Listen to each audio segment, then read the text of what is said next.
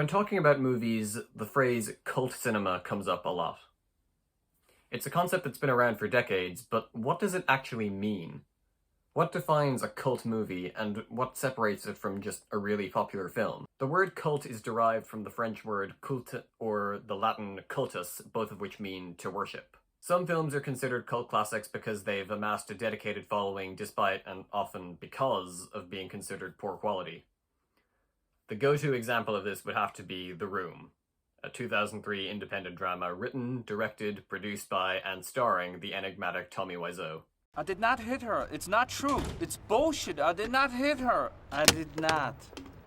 Oh, hi, Mark. Here is a film that became infamous for being incompetent on nearly every level and offering plenty of ironic entertainment value as a result. To this day, screenings of The Room are still regularly held, with audience members eagerly shouting out its most infamous lines in unison when they come, and throwing spoons at the screen during certain scenes. Even Wiseau himself has embraced his film's cult status, sometimes attending these screenings and retroactively trying to claim that he had always intended it to be a quirky black comedy. Other movies considered to fit into the so bad it's good category include Ed Wood's Plan 9 from Outer Space, Claudio Fragaso's Troll 2, and M. Night Shyamalan's The Happening. What? No! But the thing is, a movie doesn't necessarily have to be considered bad or only ironically enjoyable in order to achieve cult status. Some cult movies are intentionally cheesy or campy, with one of the best examples being The Rocky Horror Picture Show, a 1975 musical film directed by Jim Sharman, which acts as a proudly kishy love letter to the horror and science fiction B-movies of the 1950s. Once again, this is a movie that is regularly shown in cinemas even long after its original release, with midnight screenings where fans will arrive dressed as their favourite characters, sing along to the songs, and shout out memorable lines or throw objects at the screen on cue. Not bad for a movie that was originally considered a box office bomb. The film's eventual surge in popularity is generally attributed to it being embraced by the LGBTQ community for its depiction of sexually liberated and gender-fluid characters, something rarely, if ever, seen in mainstream cinema up to that point. Today, many people would look back on Rocky Horror and its fandom as being one of the earliest examples of what we now think of when we refer to cult cinema. And then you have cases like The Big Lebowski, one of the most beloved offerings from the Coen brothers.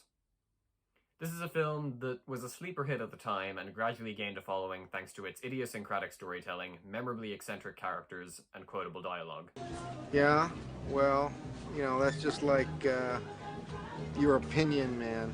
Its following is so great that it inspired its own annual festival, Lebowski Fest, and even an entire religion, Dudism, dedicated to the philosophy of its protagonist, Jeffrey the Dude Lebowski. Scott Chuffett, one of the co-founders of Lebowski Fest, was interviewed in 2008 about the movie's enduring legacy, and he observed, "If you're hanging out at a bar and you sit down and you say, 2 out sodas, Gary,' and the dude next to you chuckles a little bit, then you know he's a fan of The Big Lebowski.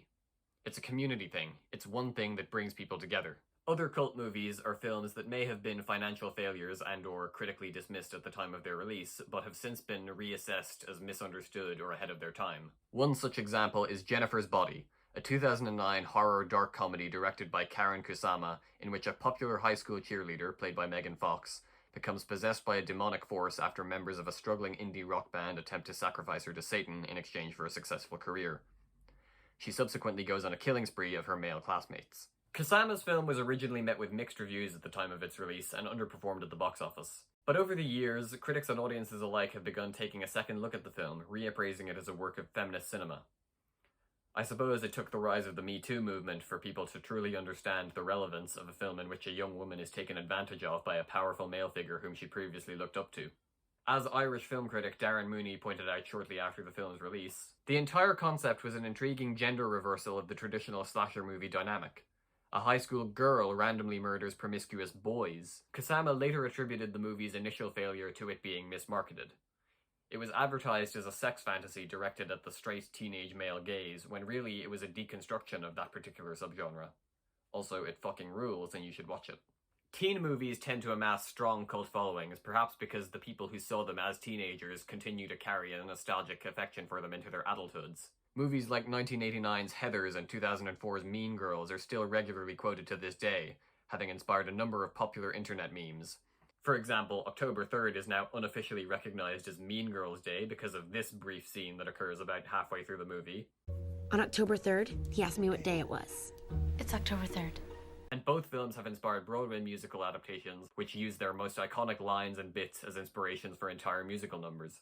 Now, where the definition of cult cinema gets a little bit trickier is in the case of something like Star Wars.